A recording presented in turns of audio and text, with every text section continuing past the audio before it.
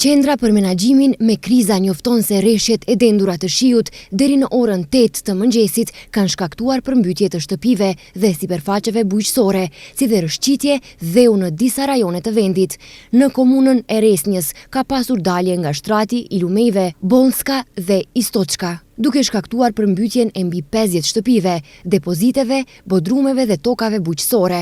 Në teren janë angazhuar ekipe të ndërmarrjeve publike dhe kompani private me 4 bager, 7 pompa uji dhe pajisje shtesë. Komuna e Manastirit raporton për ndërhyrje në një sër fshatrash nën Pelister. Po ngriten argjinatura në lumin Dragor, ndërsa në hyrje të fshatit Karamani po pastrohen mbeturinat për të rritur kapacitetin e rrjedhës. Pranë fshatit Zhvan ka dalë nga shtrati lumi Cërna, duke përmbytur tokat bujqësore. Intervenime ka pasur edhe në Prilep, Ohër, Kumanov, Strumic dhe Shkup.